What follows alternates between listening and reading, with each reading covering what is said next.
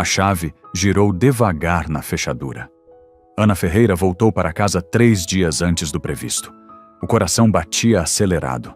Ela só pensava numa coisa: abraçar a filha. Mas ao entrar no apartamento, algo estava errado. Silêncio demais. Um perfume doce no ar. 2 chávenas de café ainda quentes sobre a mesa. Cada passo até a sala parecia mais pesado. Então ela viu o marido, no sofá, com outra mulher.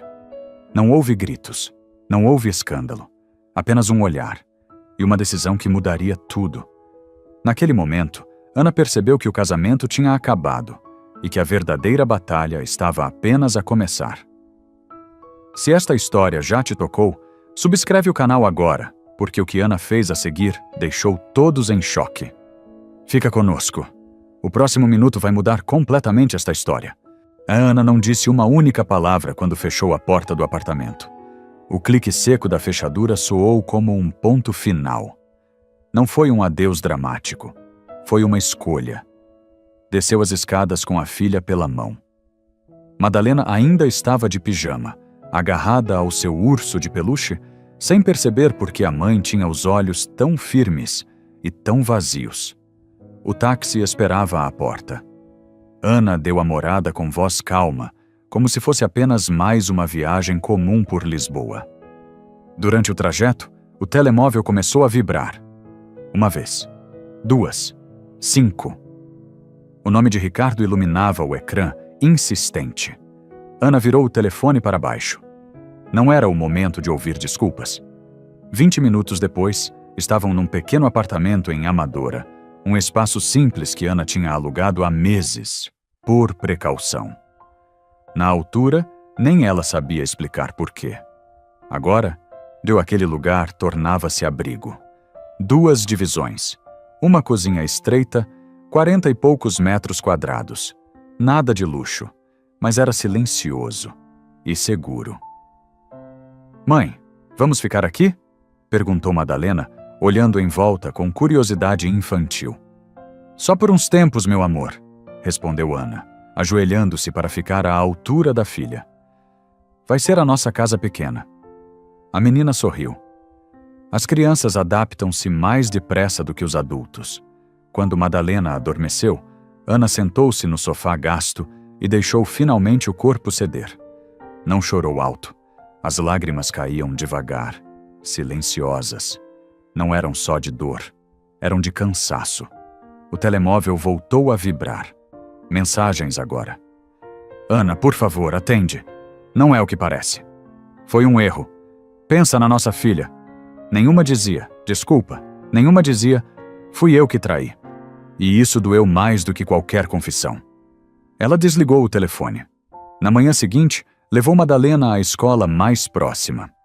Uma escola simples, de bairro, nada como a anterior, mas suficiente. Enquanto caminhava de volta, Ana sentiu pela primeira vez o peso real da decisão. As contas, o trabalho incerto, o futuro em aberto, mas também sentiu algo novo, um espaço dentro do peito, como se depois de anos a viver apertada, tivesse finalmente ar para respirar. À tarde, o telefone tocou novamente. Era Dona Teresa, a mãe de Ricardo. Ana hesitou, depois atendeu. "Filha, precisamos falar", disse a voz do outro lado, já embargada. "Ele está arrependido, está destruído. Isto não pode acabar assim." Ana fechou os olhos. Aquelas palavras eram familiares. Sempre que algo corria mal, pedia-se que ela fosse forte, que cedesse, que compreendesse. "Chá de Dona Teresa", respondeu com cuidado. "Eu encontrei o seu filho com outra mulher na minha casa, no sofá onde a minha filha vê desenhos animados." Houve silêncio. Depois a resposta veio suave, quase ensaiada. "Os homens erram, mas a família é mais importante. Madalena precisa do pai." Ana sentiu um nó no estômago. Não era raiva, era clareza. "A minha filha precisa de paz", disse. "E eu também." Desligou antes que a conversa se tornasse chantagem. Naquela noite, enquanto preparava uma sopa simples, Madalena perguntou: O pai vai voltar? Ana parou. Respirou fundo. Não, meu amor. O pai vai ficar na casa grande por agora. E nós? Nós vamos ficar bem, juntas. A menina assentiu, mas abraçou o urso com mais força. Ana percebeu então algo doloroso. A filha tinha visto mais do que ela imaginava. Quando se deitou, Ana ficou acordada a olhar para o teto. Sabia que Ricardo não desistiria facilmente. E algures no fundo do coração, sentia que aquela história estava longe de terminar. Ela não tinha fugido.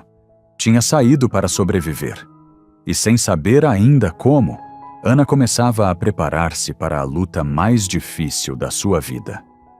Os dias seguintes passaram sem grandes acontecimentos exteriores, mas por dentro, Ana sentia-se como se estivesse a atravessar um terreno minado.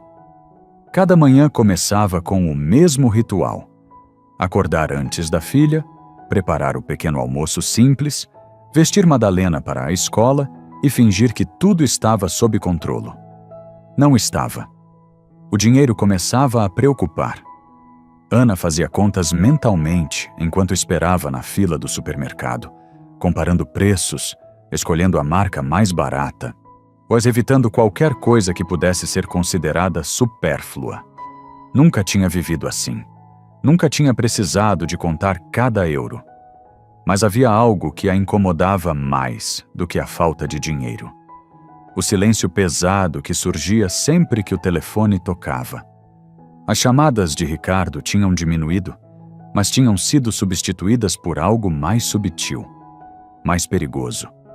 A família. Primeiro foi uma mensagem curta da cunhada.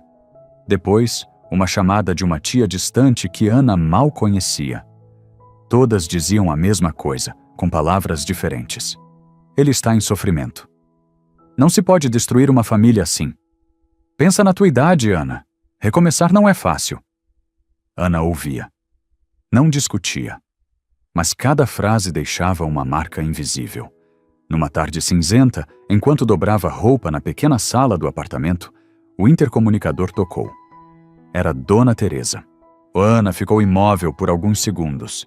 Sabia que aquele momento ia chegar. Abriu a porta. A sogra entrou com um ar cansado, o rosto mais envelhecido do que Ana se lembrava. Sentou-se devagar, como quem vem preparado para uma conversa longa. Filha, eu não vim para te atacar, começou.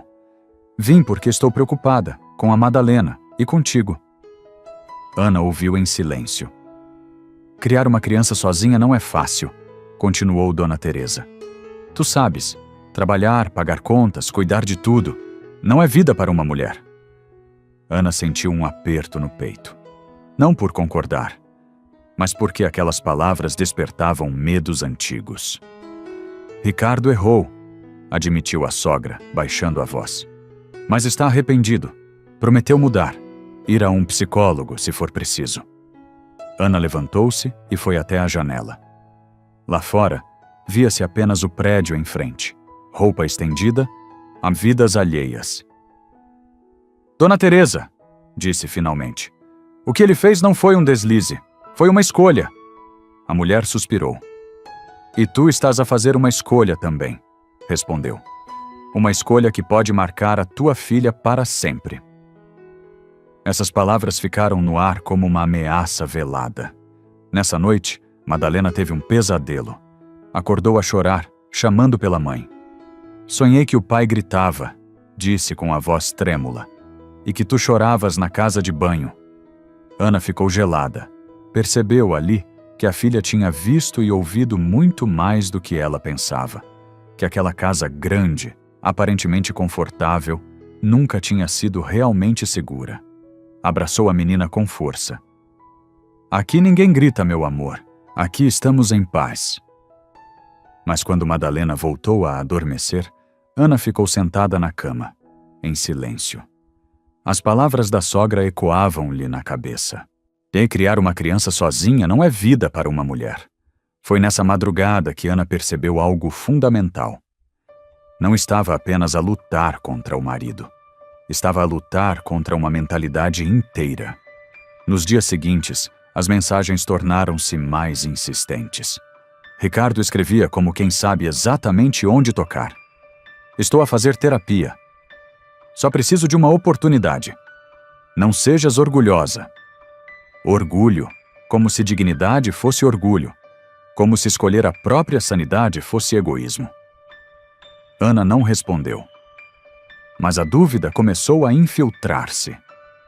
Às vezes, enquanto caminhava sozinha pelas ruas de Amadora, perguntava-se se estava a ser demasiado dura, se não estaria a exagerar. E foi precisamente nesse momento de fraqueza que algo inesperado aconteceu. O telefone vibrou com uma mensagem de um número desconhecido. Olá, Ana. Aqui é a Inês. Acho que precisamos falar. Há coisas sobre o Ricardo que tu ainda não sabes. Ana sentiu um arrepio percorrer-lhe o corpo. Sabia instintivamente que aquela mensagem não traria paz. Mas também sabia que já não podia fingir que vivia na ignorância. O passado não estava enterrado. Estava apenas à espera do momento certo para voltar à superfície. E Ana pressentiu que, a partir dali, nada voltaria a ser simples. Ana leu a mensagem 3 vezes. O nome de Inês parecia pesar mais do que as palavras. Durante alguns segundos, pensou em apagar tudo e seguir em frente. Mas já tinha aprendido uma lição dolorosa. Ignorar a verdade não a fazia desaparecer. Onde? Escreveu por fim. A resposta chegou quase de imediato. Café do Largo, amanhã às 10. O café era antigo, discreto, frequentado por gente que gostava de conversar devagar. Ana chegou alguns minutos mais tarde de propósito. Inês já estava sentada ao fundo, mexendo o café frio, os olhos inquietos. Não era a jovem frágil que Ana recordava. Vestia-se com segurança. O cabelo apanhado, a postura firme. Parecia alguém que tinha aprendido a proteger-se. Tem 5 minutos, disse Ana, sentando-se sem pedir nada. Depois vou embora. Inês assentiu. Eu sei que me odeias, começou. E tens razão, mas não te chamei para pedir perdão. Ana manteve o olhar fixo. Então fala. Inês respirou fundo. Ricardo não te traiu uma vez, nem 2. O que tu viste foi apenas o fim. As palavras caíram como pedra. Foi ele que me procurou, continuou. Usou o trabalho como desculpa, promessas, proteção, avanços disfarçados de elogios. Fez uma pausa. E eu não fui a primeira. Ana sentiu o estômago revirar. Estás a dizer-me que isto é um padrão? Inês tirou o telemóvel da mala. Tenho mensagens, meses delas, convites, insinuações, pressão. Virou o ecrã para Ana. Ela leu 2 frases. Foi suficiente. Não era desejo, era controlo. Por que me mostras isto agora? Perguntou Ana, com a voz mais firme do que sentia. Porque Inês não baixou os olhos. Porque quando me encontraste na tua casa, não foi um acaso. Ana sentiu o sangue gelar. Sabias que eu ia voltar? Sabia, respondeu Inês, sem hesitar. Vi a tua fotografia no aeroporto e quis que visses quem ele era. Quis que fosses tu a descobrir. Não havia arrependimento naquela voz. Havia frieza. E algo mais perigoso. Satisfação. Tu tinhas tudo, continuou Inês. A casa, a família, o respeito, Eu queria que sentisses o que eu senti quando percebi que era só mais uma. Ana levantou-se de repente. A cadeira fez ruído no chão. Tu não és vítima, disse, controlando a raiva. És cúmplice. Inês não negou. Sou, mas também sou honesta. E ele vai tentar voltar para ti. Vai chorar. Vai prometer mudar. Inclinou-se ligeiramente para a frente. Se isso acontecer, lembra-te disto. Eu não fui a primeira. E não seria a última. Deixou uma nota de 5 euros na mesa e levantou-se. Antes de sair, virou-se uma última vez. Pergunta-lhe sobre a viagem a Faro, no inverno passado. Ana ficou sozinha. O café tinha arrefecido completamente. Caminhou sem rumo pelas ruas durante quase 1 hora. Cada passo trazia uma recordação nova. Cada lembrança ganhava um significado diferente. Não era apenas traição. Era manipulação. E era um homem que precisava diminuir os outros para se sentir maior. Quando chegou à casa, encontrou Madalena a desenhar no chão da sala.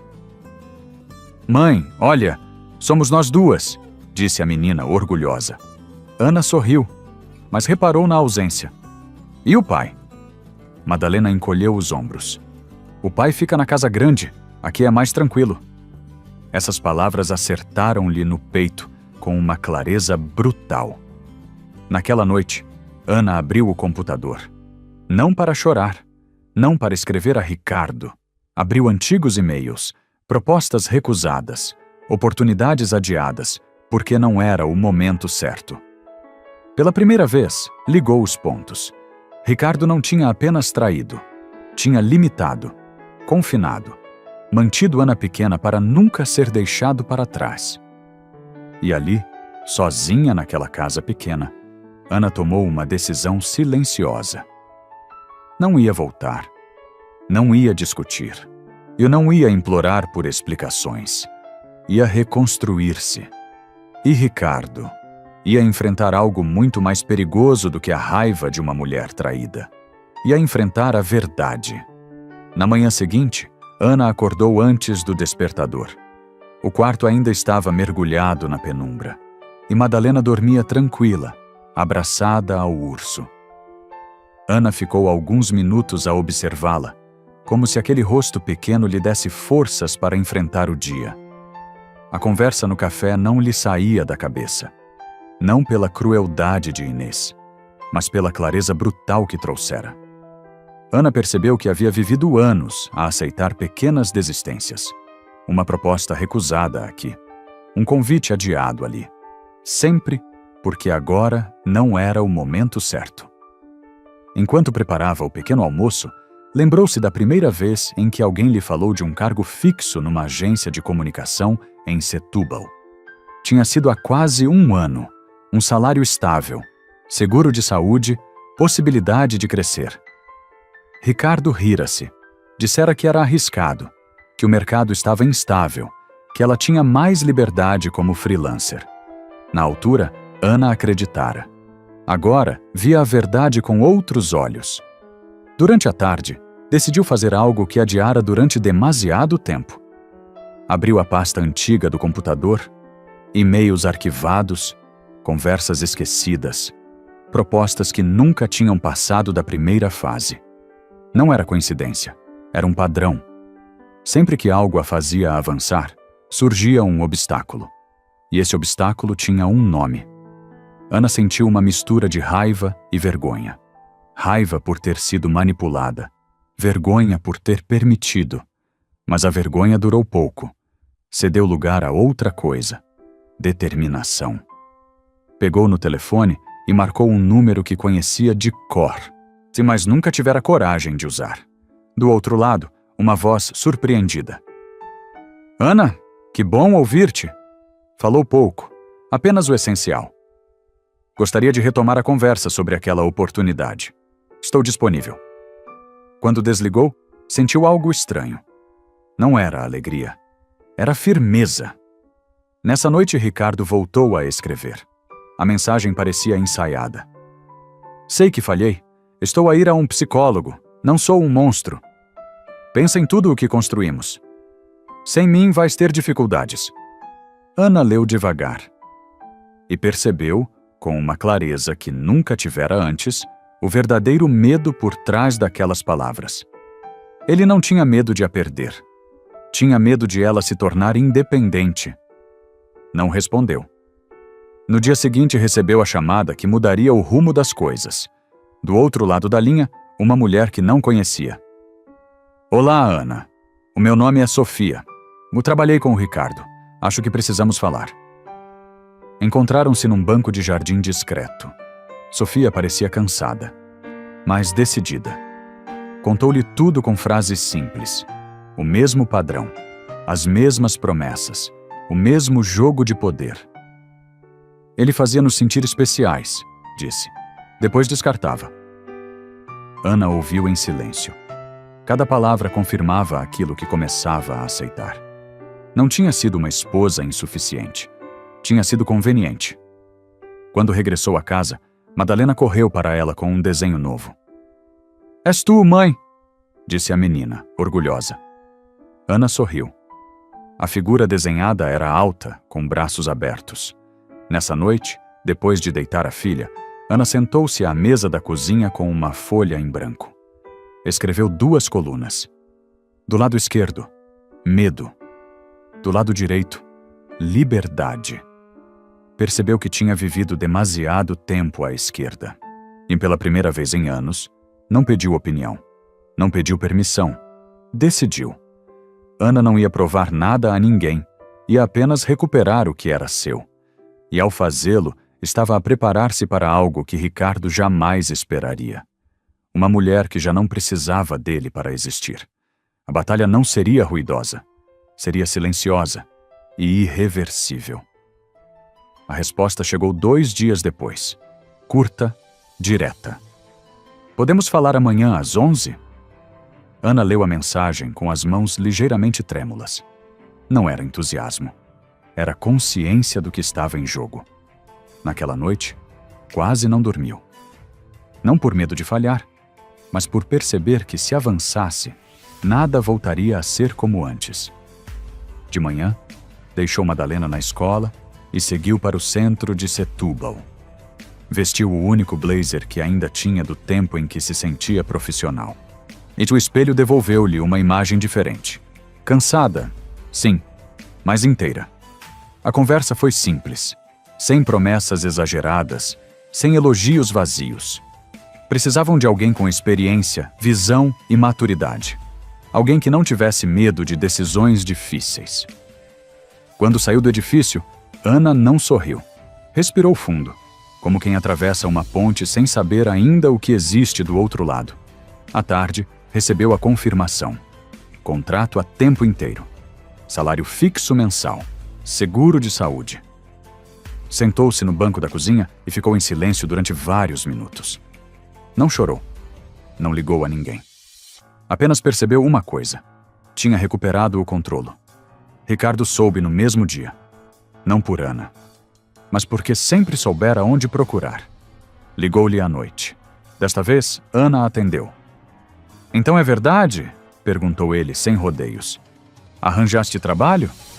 "Arranjei." Respondeu ela. A voz calma, segura. Houve uma pausa. Depois, algo que ela nunca tinha ouvido antes. Medo. "E a Madalena? Vais deixá-la com estranhos?" "Não", respondeu Ana. "Vou organizar a minha vida, como qualquer adulto." Ricardo tentou rir, mas o riso saiu quebrado. "Estás a fazer isto para me provocar." Ana fechou os olhos. "Não, estou a fazer isto para viver." Desligou. Nos dias seguintes, algo mudou. As mensagens diminuíram. Depois, cessaram. Mas surgiram outras consequências. Um antigo colega de Ricardo telefonou-lhe.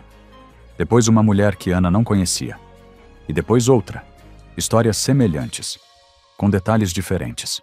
Promessas profissionais, insinuações pessoais, silêncio quando já não eram úteis. Ana começou a compreender a dimensão do que enfrentava. Não era apenas o fim de um casamento. Era a queda de uma máscara. Só numa sexta-feira à noite, Ricardo apareceu à porta do apartamento. Sem avisar. Tinha o rosto abatido, a camisa amarrotada. Parecia menor. "Madalena está?" perguntou. "Está a dormir", respondeu Ana, mantendo a porta entreaberta. "Preciso falar contigo", disse ele. 5 minutos. Ana hesitou. Depois abriu um pouco mais. Ricardo entrou devagar, como quem pisa terreno instável. Olhou em volta. A casa pequena, o sofá gasto, o silêncio. "Não tens de viver assim", disse ele, num tom quase suplicante. "Eu posso ajudar." Ana cruzou os braços. "Já estou a ajudar-me." Ricardo sentou-se, passou as mãos pelo rosto. "Perdi o respeito no trabalho", confessou. "Há pessoas a falar, a desconfiar." Ana não reagiu. "Estás a ouvir?" insistiu. Se isto continuar, posso perder tudo. Ana aproximou-se, não com raiva, com clareza. Ricardo, e perdeste tudo no dia em que achaste que eu nunca ia sair. Ele levantou os olhos. Pela primeira vez, viu nela alguém que já não controlava. Queres destruir-me?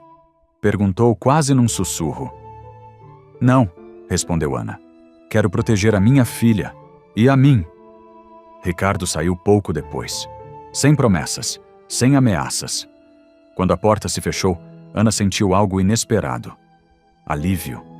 Naquela noite, sentou-se ao lado da cama de Madalena e observou-a dormir. Pensou em tudo o que tinha tolerado, em tudo o que tinha adiado, e percebeu que a transformação não vinha do trabalho novo, nem do dinheiro. Vinha da certeza silenciosa de que já não estava disposta a voltar atrás. Ricardo começava a cair, e Ana, finalmente, estava de pé. O silêncio durou pouco. Na semana seguinte à visita inesperada de Ricardo, quando o telefone de Ana voltou a tocar. Mas desta vez não era ele. Era uma voz feminina, firme, cansada de esconder-se. Chamo-me Helena. Trabalhei na mesma empresa que o Ricardo. Disseram-me que talvez a senhora quisesse saber a verdade. Encontraram-se num banco discreto junto ao rio, num fim de tarde frio. Helena falava devagar, escolhendo as palavras como quem já se tinha arrependido de ter ficado calada demasiado tempo. Contou o que Ana já começava a reconhecer como padrão. Elogios profissionais que escorregavam para insinuações pessoais, promessas de progressão, convites informais, silêncio quando surgia resistência. Depois, outra mulher. E outra. Não sou a única, disse Helena. Somos várias e estamos cansadas. Ana ouviu sem interromper. Não sentiu choque, sentiu confirmação. Nos dias seguintes, chegaram mais mensagens, de mulheres que não se conheciam entre si, mas que partilhavam a mesma história, a mesma sensação de terem sido usadas, a mesma vergonha por terem acreditado. Uma delas mencionou algo que mudou tudo. A empresa tinha aberto uma averiguação interna. Havia queixas formais, provas guardadas, conversas gravadas. Ricardo começou a ligar novamente. Desta vez, não para pedir perdão, para controlar os danos. Ana, tens de me ajudar, disse ele, numa voz apressada. Estão a exagerar. Sabes como estas coisas funcionam? Ela manteve o tom calmo. Se não fizeste nada de errado, não tens nada a temer. Houve um silêncio pesado. Depois a tentativa final. Pensa na Madalena. Se isto vier a público, vai afetá-la. Ana sentiu o sangue ferver, mas não levantou a voz. Não uses a nossa filha para fugir às consequências. Desligou. Poucos dias depois, a confirmação chegou por terceiros. Ricardo fora afastado temporariamente do cargo. A investigação avançava. Os rumores já circulavam. Numa manhã chuvosa, Ana recebeu outra chamada, desta vez de uma advogada indicada por uma das mulheres. Falou de direitos, de proteção, de custódia. Com o histórico que está a surgir, disse a advogada, há fundamentos para pedir guarda exclusiva, com visitas supervisionadas. Ana ficou em silêncio. Não era vingança. Era proteção. À noite, sentou-se com Madalena à mesa pequena da cozinha. A menina desenhava em silêncio, concentrada. Mãe, o pai vai ficar zangado comigo? Perguntou de repente. Ana pousou a mão sobre a dela. Não, meu amor. O que está a acontecer não é culpa tua. Madalena assentiu, mas os olhos diziam outra coisa. As crianças percebem quando algo se quebra, e mesmo que ninguém lhes explique. Na semana seguinte, Ricardo apareceu novamente. Desta vez, sem flores, sem pedidos. Trazia o olhar perdido. Falava como alguém que já tinha entendido que o chão desaparecera. Fui suspenso, disse. Pode ser definitivo. Ana ouviu em silêncio. Preciso que digas que estou instável, que estou a passar por uma fase, que isto é vingança. Ela levantou-se devagar. Não havia raiva no gesto. Havia fim. Não vou mentir por ti, respondeu. Passei anos a fazer isso. Acabou. Ricardo baixou a cabeça. Pela primeira vez, parecia pequeno. Quando saiu, Ana fechou a porta com cuidado. Não como quem foge, mas como quem encerra um capítulo. Nessa noite, escreveu um e-mail curto à advogada. Aceitou avançar. Não para destruir, mas para pôr limites, porque algumas verdades precisam de vir à luz, não para humilhar, mas para impedir que se repitam. Ana deitou-se tarde. Sabia que o pior ainda não tinha passado, mas também sabia algo novo. Já não estava sozinha, já não estava confusa e já não estava disposta a ceder. A queda de Ricardo tinha começado, e desta vez não havia como voltar atrás. O tempo não apaga tudo, mas ensina. Meses depois, Ana já não acordava sobressaltada. A casa pequena continuava simples, mas havia luz. Risos, silêncio bom. Madalena crescia tranquila, dormia sem pesadelos. Desenhava casas com janelas grandes e pessoas a sorrir. Não perguntava mais quando o pai ia voltar. Já tinha aprendido, à sua maneira, que amor não magoa. O processo terminou sem gritos nem vingança. A custódia ficou com Ana. As visitas passaram a ser acompanhadas. Ricardo perdeu o cargo, o prestígio e o controlo. Não porque alguém o quis destruir, mas porque a verdade deixou de ser escondida. Numa tarde calma, Ana sentou-se no banco de jardim onde tudo parecia ter começado. Pensou na mulher que fora, na que aceitava menos do que merecia para manter a paz. E sorriu. Não havia orgulho, havia dignidade. Ana percebeu que não venceu uma guerra contra um homem. Venceu uma batalha contra o medo, contra a culpa imposta, contra a ideia antiga de que uma mulher precisava aguentar tudo para manter uma família. Ela ensinou algo maior à filha: que respeito é amor, que silêncio não é paz, e que ir embora, às vezes, é o ato mais corajoso que existe. Ao levantar-se para ir buscar Madalena à escola, Ana sentiu-se inteira. Não perfeita, mas livre. E isso era suficiente. Lições de vida e valores morais. Amor verdadeiro não fere, não humilha, não controla. Onde há medo constante, não há amor. Pois ficar por hábito ou por medo corrói a alma. Partir por dignidade é um ato de coragem silenciosa. Os filhos não precisam de pais perfeitos, precisam de adultos emocionalmente seguros. Silenciar a dor para manter a família ensina sofrimento. Definir limites ensina respeito. Perdoar não é voltar atrás. Perdoar é libertar o coração para seguir em paz. Quem vive de mentiras pode enganar por um tempo, mas a verdade sempre encontra o seu caminho. A paz interior vale mais do que qualquer aparência de estabilidade. Escolher-se a si mesmo não é egoísmo, é sobrevivência e amor próprio. Às vezes, perder tudo é o único caminho para finalmente se encontrar.